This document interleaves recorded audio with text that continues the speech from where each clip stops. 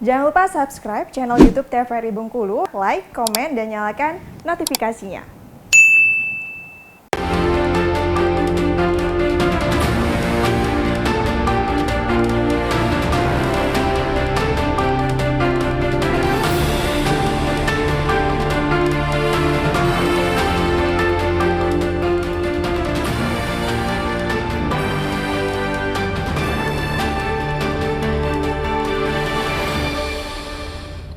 Terima kasih Anda masih bersama kami dalam acara Berendo dengan tema kita Selamatkan TWA Pantai Panjang Pulau Bae.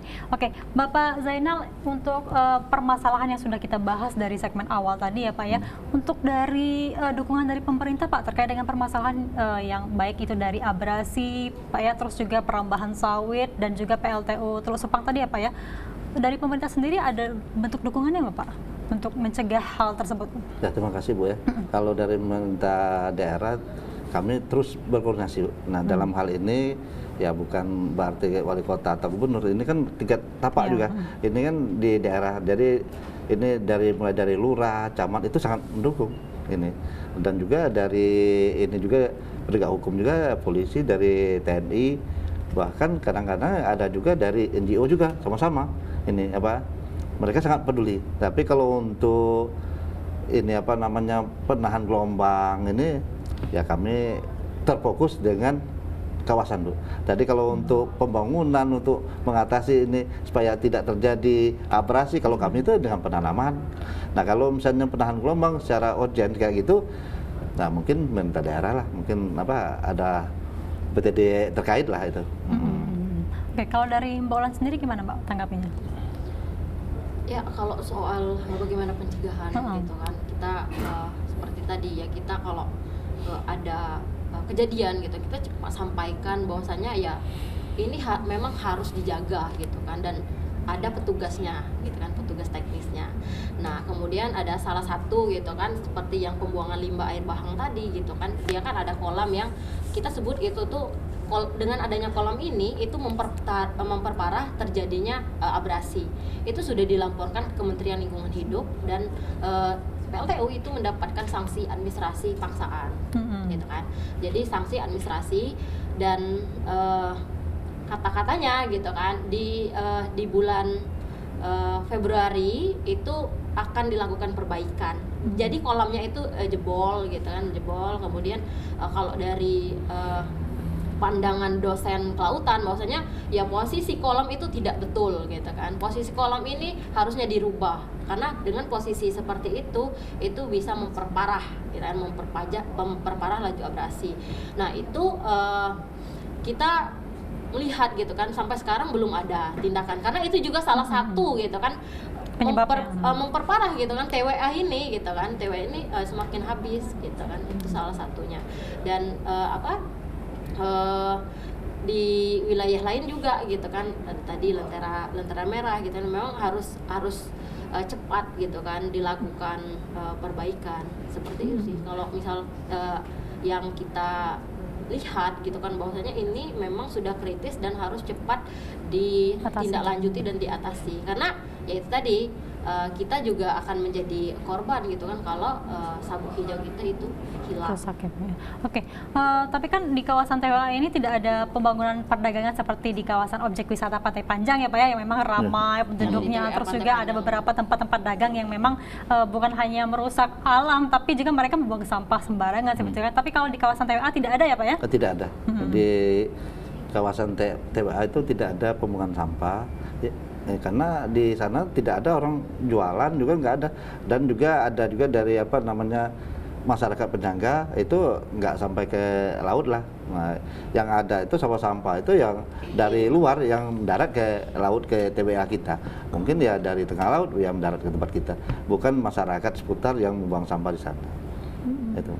Berarti secara tidak langsung banyak sampah-sampah yang mengarah ke pantai lainnya ya, bahkannya karena membuang sampah sembarangan seperti itu Pak ya? Iya, itu kita dapat ini juga, tetapi apa kami sudah cari solusi, dan juga ada juga yang peduli terhadap lingkungan. Itu ya mereka kadang-kadang ya sama-sama kita itu ada pembersihan pantai. Jadi buang sampah-sampah itu sering kita lakukan dalam 1 tahun itu mungkin sampai lebih dari 10 kali gitu.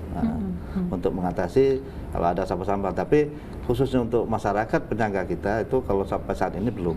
Itu yang kita terima itu yang pembuangan dari luar. Nah, mungkin dari laut ya mampir ke kita.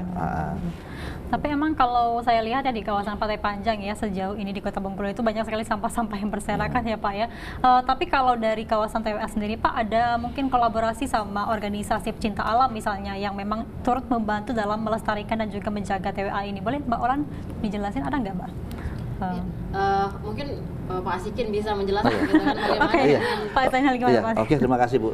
Ya memang kalau untuk pembersihan pantai itu sangat banyak. Sekarang dari mahasiswa, dari apa namanya organisasi masyarakat lah. Nah, kadang-kadang dari instansi. Bahkan kalau di daerah Seluma itu dari dinas perikanan dan dari ini apa nama pemberdayaan masyarakat. Itu mereka tetap mengadakan untuk pembersihan. Nah, itu ya kita sama-sama, itu acaranya kadang-kadang itu rame juga. Nah, jadi itu kita adakan itu apa? Kita adakan juga bukan dalam 1 bulan sekali, kadang-kadang bisa 2 kali atau bisa 3 kali untuk pembersihan pantai, ya, khususnya di TWA. Tapi dari pihak Kanopi sendiri ikut terlibat atau bagaimana? ya, kalau untuk pembersihan pantai biasanya lebih banyak itu yang terlibat itu mahasiswa gitu kan, kemudian pecinta alam tadi.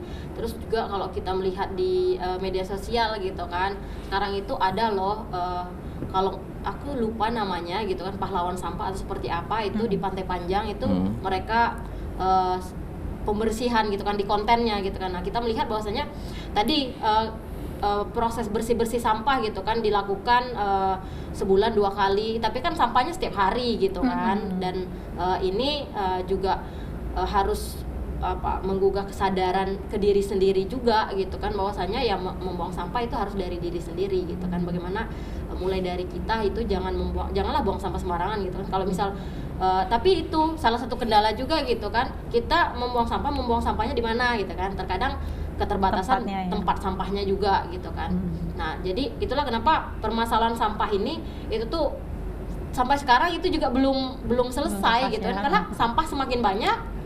Terus TPA itu sekarang sudah tidak bisa menampung gitu kan, sudah menggunung. Kalau kita saya kan pulang misalkan dari ada kegiatan dan lain-lain lewat belakang itu kan, lewat Nakau gitu kan, lewat situ ya baunya itu bisa sampai ke Padang Kemiling, ke rumah saya sendiri gitu kan. Jadi maksudku permasalahan sampah ini memang yang sudah lama dan belum terselesaikan gitu kan, karena sampah semakin banyak, terus tempat pembuangannya juga semakin sedikit gitu kan, dan TPA-nya juga sudah sampah makin tidak bisa banyak, menampung. terus juga kesadaran masyarakatnya juga kurang dalam Iya, menjaga apalagi kan lingkungan sekarang sekitar kan gitu. konsumsi plastik gitu kan semakin merajalela gitu kan. Nah, itu salah satunya sebenarnya dari kesadaran diri sendiri. Kemudian bagaimana pemerintah gitu kan menyediakan sarana dan prasarana, kemudian menyelesaikan ya permasalahan sampah ini.